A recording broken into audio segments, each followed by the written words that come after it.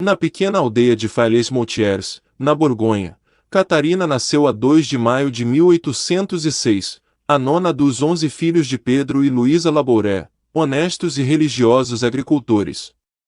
Quando tinha apenas 9 anos, Catarina perdeu a mãe. Após o funeral, a menina subiu numa cadeira em seu quarto, tirou uma imagem de Nossa Senhora da parede, osculou-a e pediu-lhe que ela se dignasse substituir sua mãe falecida. 3 anos depois, sua irmã mais velha entrou para o convento das Irmãs da Caridade de São Vicente de Paulo. Couberam a Catarina, então com 12 anos, e a sua irmã Tonete, com 10, todas as responsabilidades domésticas. Foi nessa época que ela recebeu a primeira comunhão. A partir de então a menina passou a levantar-se todos os dias às 4 horas da manhã, para assistir à missa e rezar na igreja da aldeia.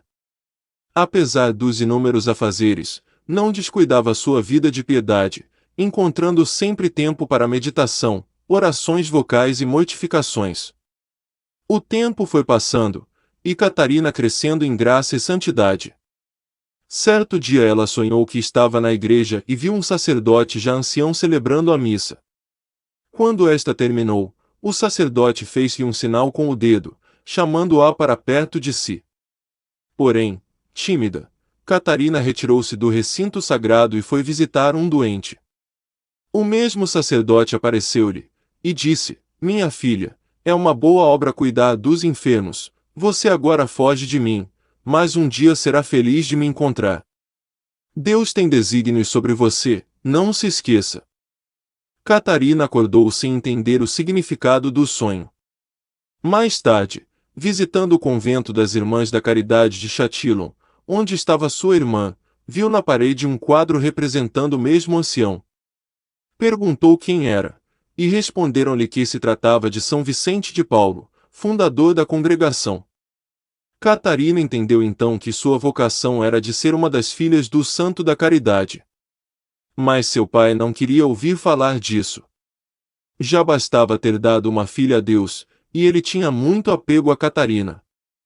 Para distraí-la dessa ideia, mandou-a a Paris, para ajudar seu irmão que tinha lá uma pensão. Foi uma provação para a santa ver-se em meio aos rudes fregueses do estabelecimento, o que a fez redobrar as orações para manter sua pureza de coração e o fervor de espírito. Uma cunhada a convidou a ir para sua casa, em Châtillon, onde mantinha uma escola para moças. Ali Catarina podia ir frequentemente ao mosteiro das Irmãs da Caridade, que ficava perto. E foi nessa casa religiosa que ela entrou a 22 de janeiro de 1830, quando seu pai deu-lhe finalmente a devida permissão. Catarina tinha então 24 anos de idade. E foi neste mesmo ano de 1830 que Nossa Senhora lhe apareceu mostrando-lhe a medalha milagrosa e mandou que a propagasse. Encontrou primeiro resistência até do seu diretor espiritual, mas afinal as autoridades eclesiásticas convenceram-se da verdade das aparições. Muitos milagres, curas de doentes e conversões foram feitas pela medalha milagrosa.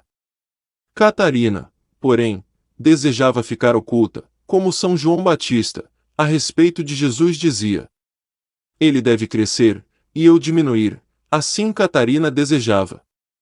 Maria deve crescer e eu diminuir. Mas Deus e Maria glorificaram a fiel serva, foi ela beatificada por Pio XI em 28 de maio de 1933, domingo entre a Ascensão de Nosso Senhor e Pentecostes e solenemente canonizada por Pio XII em 27 de julho de 1947, e por ordem do arcebispo, o seu corpo foi exumado. Então verificou-se que o seu corpo estava perfeitamente conservado. Até os olhos ficaram intactos. Depositaram-no num caixão de cristal, que foi colocado sob o altar das aparições, na famosa igreja de Nossa Senhora das Graças na Rua do Bac, 140, no centro de Paris. Cada ano, milhões de peregrinos se dirigem até lá para implorar a intercessão de Maria Santíssima e da sua confidente, a Santa Catarina Labouré. Breve resumo. No ano de 1830, a Imaculada Virgem Maria vem à Terra para mostrar e relembrar a seus filhos o caminho que leva a seu Filho e nosso Senhor Jesus Cristo. Ela veio do céu para trazer-nos um sinal, o seu retrato em uma medalha bendita derramando suas graças aos filhos que pedirem a sua intercessão, e por causa dos seus prodígios e milagres, o povo cristão deu a esta medalha o título de milagrosa. A medalha milagrosa é um rico presente que Maria Imaculada quis oferecer ao mundo no século XIX, como penhor dos seus carinhos e bênçãos maternais, como instrumento de milagres e como meio de preparação para a definição dogmática de 1854. Foi na comunidade das Filhas da Caridade, fundada por São Vicente de Paulo, que a Santíssima Virgem escolheu a confidente dos seus desígnios, para recompensar de certo a devoção que o santo São Vicente de Paulo sempre teve à Imaculada Conceição de Nossa Senhora, e que deixou por herança aos seus filhos e filhas espirituais. O instrumento que a Virgem escolheu para revelar seu desejo chamava-se Catarina Labouré. Ela nasceu em 2 de maio de 1806, na Côte d'Or, na França, e aos 24 anos de idade tomou o hábito das Filhas da Caridade. Noviça ainda, muito humilde, inocente e unida com Deus, era eternamente devota à Santíssima Virgem, a quem escolhera por mãe, desde pequenina quando ficou órfã. Ardia em contínuos desejos de ver Nossa Senhora e pedia sempre ao seu anjo da guarda para que lhe alcançasse este favor. Primeira aparição, 18 a 19 de julho de 1830. A primeira aparição ocorreu durante a noite do dia 18 a 19 de julho de 1830. A Virgem Gloriosa apareceu à irmã Catarina Labouré, filha da Caridade de São Vicente de Paulo. Às 11h30 da noite, a irmã Catarina acordou e ouviu claramente alguém chamar 3 vezes: Irmã! Irmã! Irmã! Olhou para o lado de onde vinha a voz, afastou a cortina e viu um menino vestido de branco. Catarina viu nele o seu anjo da guarda. O menino lhe disse: Venha à capela, a Santa Virgem te espera. Ela vestiu-se depressa e seguiu o anjo, tendo-o sempre à esquerda. As luzes por onde passaram estavam acesas, o que sobretudo lhe causou admiração, mas muito maior foi o seu espanto quando, ao chegar à capela, a porta se abriu quando mal o menino a tocou com a ponta dos dedos. Na capela todas as velas estavam acesas. O menino a conduzia ao santuário, junto à cadeira do padre diretor. Catarina espera e reza. Passado uma meia hora, o anjo disse de repente: Eis a Santíssima Virgem. Ao lado do altar, onde normalmente se lê a epístola, Maria desceu, dobrou o joelho diante do Santíssimo e foi sentar-se numa cadeira no coro dos sacerdotes. No abrir e fechar dos olhos a vidente se atirou aos seus pés, apoiado suas mãos sobre os joelhos maternais da Santa Virgem. Foi esse o momento mais belo de sua vida. Durante 2 horas Maria falou com Catarina de uma missão que Deus queria confiar-lhe e também das dificuldades que iria encontrar na realização da mesma. Conta-nos, Catarina. Essas coisas que ela não podia contar em 1830, revelou-as depois. Várias desgraças vão cair sobre a França. O trono será derrubado. O mundo inteiro será revolto por desgraças de toda sorte. Voltou, em seguida, a falar de outros terríveis acontecimentos que ocorreriam em futuro mais distante, prevendo com 40 anos de antecedência as agitações da Comuna de Paris e o assassinato do arcebispo. Prometeu sua especial proteção, nessas horas trágicas, aos filhos e às filhas de São Vicente de Paulo. Depois Maria desapareceu, e o anjo a reconduziu para o dormitório. Segunda aparição, 27 de novembro de 1830. A segunda aparição realizou-se no dia 27 de novembro de 1830, sábado antes do primeiro domingo do Advento. Neste dia, estando a venerável irmã na oração da tarde às 5h30 na capela da comunidade, a rainha do céu se lhe mostrou, primeiro, junto do arco cruzeiro, do lado da epístola, onde hoje está o altar, Virgo Potens, e depois por detrás do sacrário, no altar mor.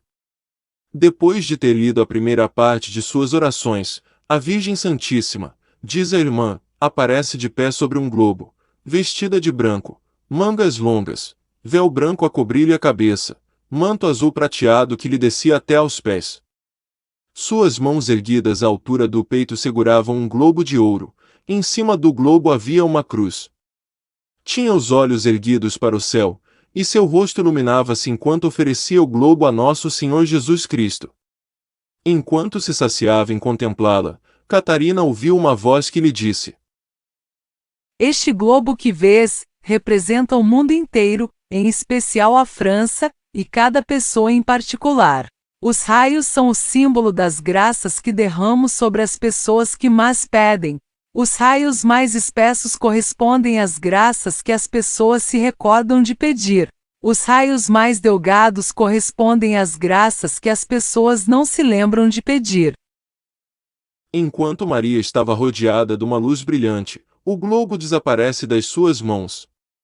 Formou-se então em torno da Virgem um quadro de forma oval em que havia em letras de ouro estas palavras: Ó Maria concebida sem pecado, rogai por nós que recorremos a vós. Então uma voz se fez ouvir que dizia: Manda cunhar uma medalha por este modelo. As pessoas que as trouxerem com fé e confiança, normalmente no pescoço, hão de receber abundantes graças. No mesmo instante, a imagem luminosa transformou-se. As mãos carregadas de anéis, que seguravam o globo abaixaram-se, abrindo-se e despejando raios sobre o globo em que a Virgem pousava os pés, esmagando a serpente infernal. Depois, o quadro voltou-se, mostrando no reverso um conjunto de emblemas, no centro um grande M, o monograma de Maria, em cima do M, por uma cruz sobre uma barra. Abaixo do monograma havia 2 corações, o da esquerda cercado de espinhos, o da direita traspassado por uma espada. Eram os corações de Jesus e Maria. Enfim uma constelação de 12 estrelas, em forma oval, cercando este conjunto. Passaram-se 2 anos sem que os superiores eclesiásticos decidissem o que havia de fazer-se, até que, depois do inquérito canônico, se cunhou a medalha por ordem e com aprovação do arcebispo de Paris, Monseigneur Kellen. Paris sofria com a peste que dizimava milhares. Todos os dias iam as irmãs da caridade visitar os doentes nos hospitais, e lá foram distribuídas as primeiras medalhas, e os mesmos doentes, milagrosamente ficavam curados. Então, vendo isso, grande parte do povo na época passou a crer e usar as medalhas. As curas foram incontáveis, desde aquela época até os nossos dias. Isso justo numa França que na época era o berço do iluminismo e de um materialismo crescente. Entre outros prodígios, é célebre a conversão do judeu Afonso Ratisbonne, acontecida depois da visão que ele teve na igreja de Santo Andrea delle Frate, em Roma, em que a Santíssima Virgem lhe apareceu como se representa na medalha milagrosa. Para logo, começou a espalhar-se com muita rapidez a devoção pelo mundo inteiro, acompanhada sempre de prodígios e milagres extraordinários, reanimando a fé quase extinta em muitos corações, produzindo notável restauração dos bons costumes e da virtude, sarando os corpos e convertendo as almas. O primeiro a aprovar e abençoar a medalha foi o Papa Gregório XVI, confiando-se à proteção dela e conservando-a junto de seu crucifixo. Pio IX, seu sucessor, o Pontífice da Imaculada, gostava de dá-la como prenda particular da sua benevolência pontífica.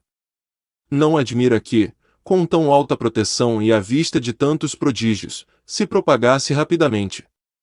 Só no espaço de 4 anos, de 1832 a 1836, afirma Véchet, incumbida de a cunhar, produziu 2 milhões delas em ouro e prata, e 18 milhões em cobre. Graças a esta difusão prodigiosa, foi-se radicando mais e melhor, no povo cristão, a crença na Imaculada Conceição de Maria, e a devoção para com tão excelsa Senhora. Este grande privilégio da Virgem Maria foi proclamada dogma em 1854 pelo Papa Pio IX. Logo Nossa Senhora ficou também conhecida por Nossa Senhora da Medalha Milagrosa, ou Nossa Senhora das Graças. Em 1858, A Virgem Maria veio confirmar essa verdade de fé pelas suas aparições em Lourdes à pequena Bernadette, que trouxe a medalha ao pescoço. Maria se fez conhecer com estas palavras: Eu sou a Imaculada Conceição. Em outras aparições subsequentes, a Santíssima Virgem falou a Catarina de Labouré da fundação de uma associação das Filhas de Maria, que depois o Papa Pio IX aprovou a 20 de junho de 1847, enriquecendo-a com as indulgências da Prima Primária, obra essa que espalhou-se pelo mundo inteiro, e conta hoje com mais de 150.000 associadas. Leão XIII, a 23 de junho de 1894 instituiu a festa da Medalha Milagrosa para o dia 27 de novembro, e a 2 de março de 1897, encarregou o cardeal Richard, arcebispo de Paris, de coroar em seu nome a estátua da Imaculada Virgem Milagrosa que está no altar-mor da Capela da Aparição, o que se fez a 26 de julho do mesmo ano. Pio X não esqueceu a Medalha Milagrosa no ano jubilar, e a 6 de junho de 1904, concedeu 100 dias de indulgência de cada vez que se diga a invocação: Ó Maria concebida sem pecado, rogai por nós que recorremos a vós, a todos quantos tenham recebido canonicamente a Santa Medalha. Em 8 de julho de 1909 instituiu a Associação da Medalha Milagrosa com todas as indulgências e privilégios do Escapulário Azul. Bento XV e Pio XI encheram a medalha e a Associação de Novas Graças e Favores.